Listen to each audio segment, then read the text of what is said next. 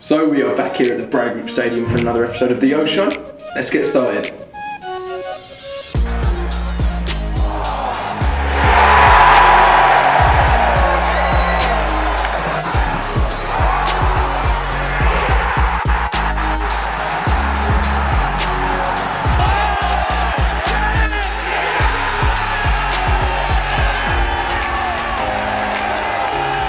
We've got an absolute peach of an episode in store for you today. We're going to be catching up with Jobi McAnuff, but first, let's have a look at the highlights from Saturday's game against Blythe Spartans, which saw us go into the quarterfinals of the FA Trophy, and a certain Jamie Turley, who's been performing pretty well, managed to get himself off the mark. Let's see how they got on. Oh, there's too much on that, isn't there? A lot of work to be done, but he gets there in the end. Maguire Drew with a good run. And gets a shot in, it's the foot of Jameson that sends it away. Good chance that. Turley. In it comes. There's a chance, it's in there! Finally, Orient draw blood. And Turley is the man to do it. A really good header past Jameson. And the Blythe players look to the heavens in disappointment. But it's been sort of signs of it happening, and finally now then, Mullen gets it across. There's a chance. Ice off the post. There's another chance. What bodies in the way there. Drama here in stoppage time now. Another ball comes in. So this man has hit a pretty special milestone recently, and we've asked him to pick his top 7-a-side team from players he's played with. Let's head over to the dugout and see how he's getting on. So we're joined now by Leyton Orient club captain Jobi McAnuff. Jobi, thank you very much for joining us. Pleasure. How you been? Good, all good, yeah. How's the toes all cleared up? Toes cleared up, despite Alex Lawless giving me wax on it in training every day. Kind of better than it was, so yeah, all good. Been training this week and feel good. Nice, and you had a good weekend off.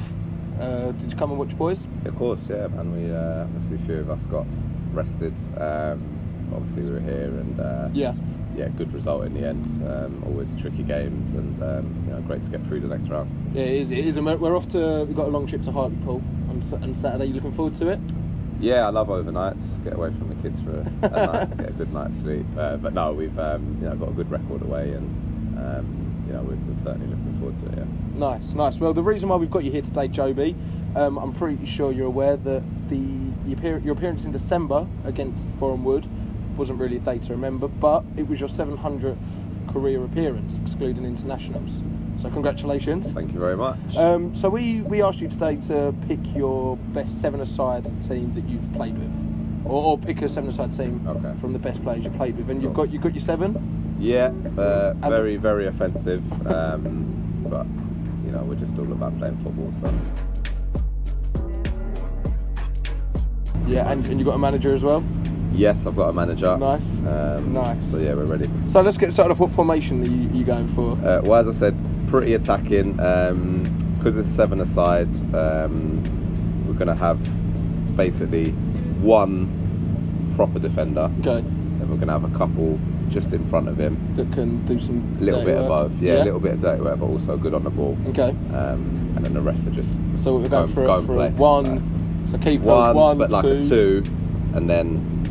Nice, I'm looking forward to it. I'm sure there's going to be some good names in there. So, who have you got in between the sticks? I've gone for Adam Federici, who was a keeper of ours at Reading.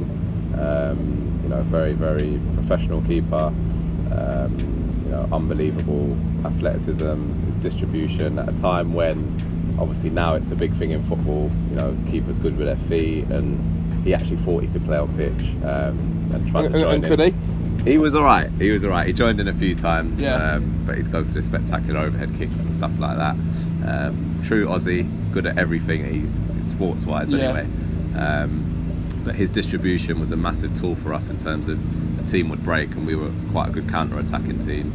And he's had the half volley that would literally just put us on the attack straight away. Yeah, so, like the old drill kicks. Yeah, and I'd say they were doing that long before you know, all this sort of stuff recently. So you played with him at Reading. Yes. In the promotion season. In the promotion scene and the Premier League. Yeah, and I say had a real tough journey, coming over from Australia, sleeping on sofas, you know, just trying to get into a club, and you know, to see somebody and be with someone who's been through that, you know, real dedication to the game and a desire to want to achieve things, and you know, to see that hard work pay off.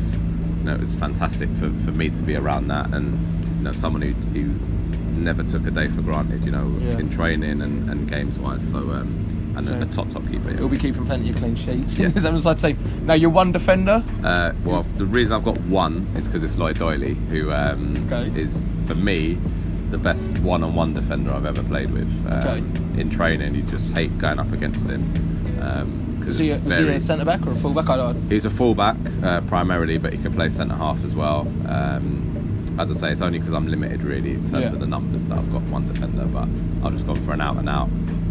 If we were up against it and someone was one-on-one, there's no one getting past him. And where did you play with him? At Watford, so I was with him for a couple of years. We're from the same area, so we kind of grew up, you know, knowing of each other, and thankfully both making it and doing all right. Nice. And who's helping him out with the defensive work then? So I've got two sort of defensive midfielders just in front of him.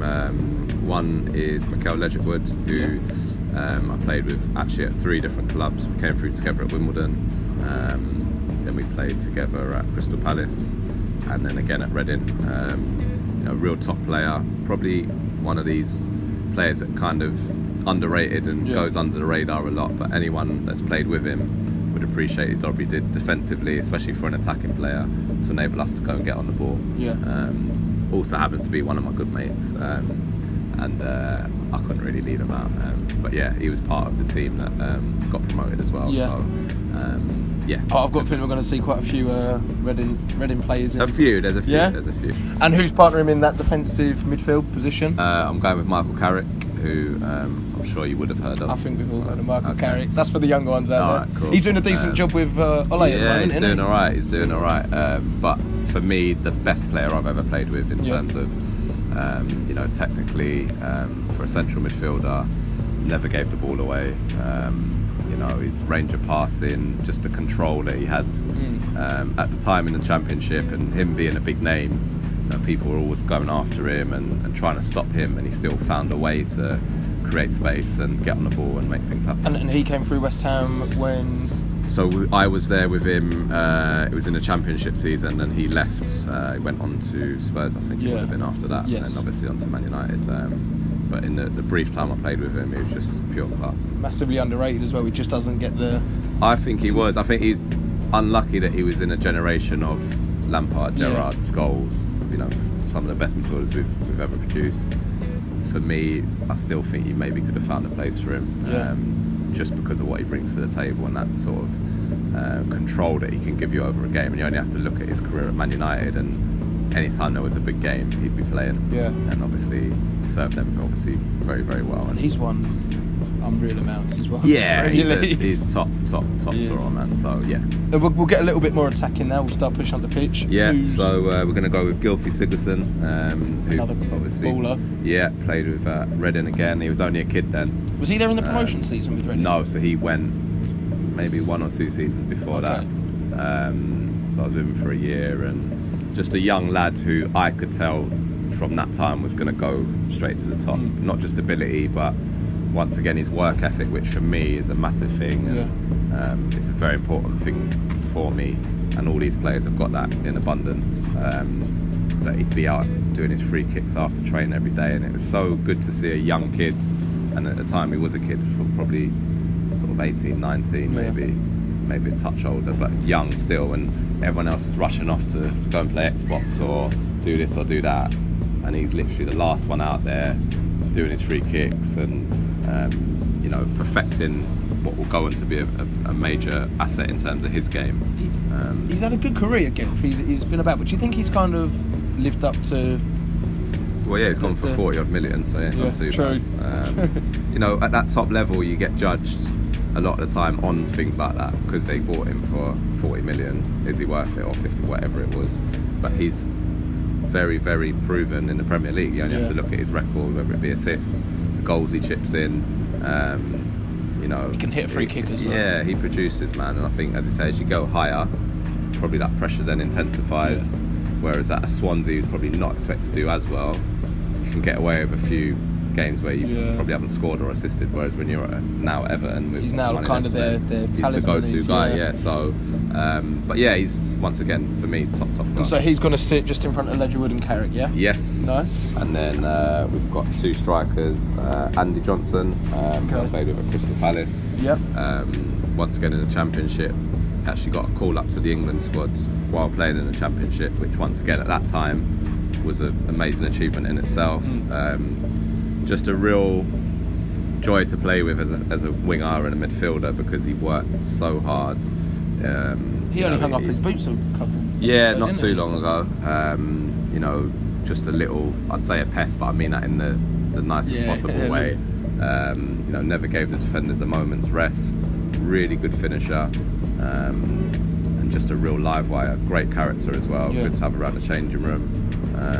And obviously he went on to go play in the Premier League and do really well for himself as well. So yeah, top player.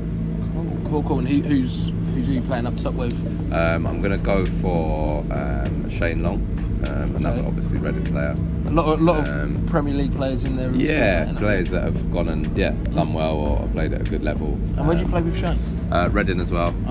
He actually went the season before we got promoted. We lost in the final to. Where did he go to from Reading? Did he go to? Where did he go first? I think he went to West Brom first. Then he moved on to Hull, and then obviously now he's at Southampton, I think. So, what was he like to play with? Yeah, once again, worked his socks off, and that's a common theme. Is that what you demand? It is. It's the minimum. I've got well? a bit of flair in there, and you know, obviously some good talent. But yeah, for me, definitely that hard work and you know, knowing what you're going to get when you go out there, and then having the quality as well. And that's the other thing with these lads, where you know, AJ, Longy, like they've worked so hard. A little bit like Maka now, you know, works all day long, but they've still got that composure and that ability when the chance comes. And sometimes for me as a winger, you're not always going to be able to put it on a plate for them. It's about getting the ball into a good area, and then it's them taking over and being composed and having a good finish. And you know, for me, once again, it's a easy thing for me to do then when I've got that. I don't know off the top of my head, but he's got a lot of. He must have a load of Premier League goals as well. He's a to be fair, scorer. He's not been prolific, but once again, I think he brings a lot to the table. That if he's not scoring, and look, there was a lot of other strikers that I've played with that, once again, you know, I played with Bobby Zamora, Marlon Harewood at West Ham, who were a real handful. Both went on and played, say, Premier League football and did really well. Marlon King at Watford, another really, really top striker.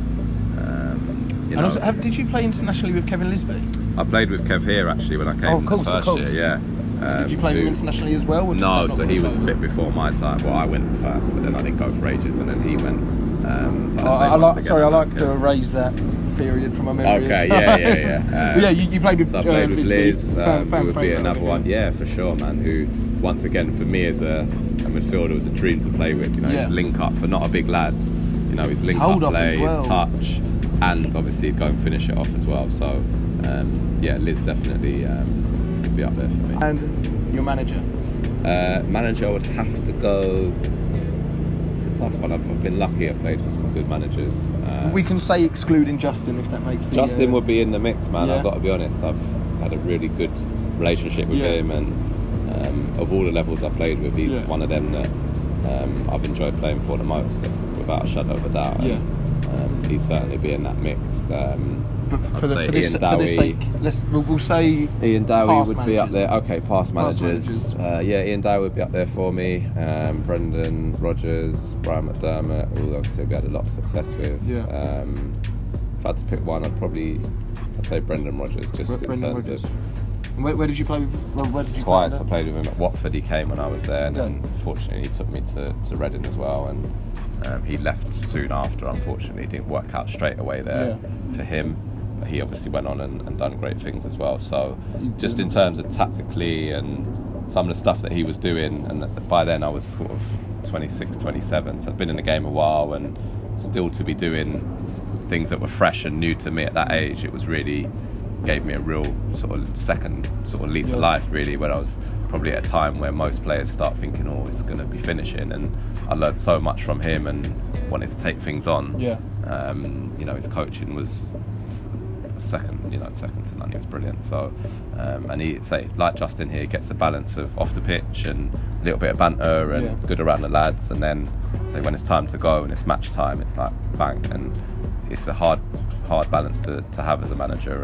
And Justin certainly got that, and Brendan had it. So it's a decent little 7-a-side team. Yeah, I've left a few out. You didn't give me a lot of time to come up with it. I didn't, I'm afraid. But I'd fancy them against most. Yeah. Nice. Well, thank you for joining us today, Jobi. Cool. Pleasure. It's been a pleasure, and good luck for the weekend. Thank you very much. Thank you. Cheers, mate.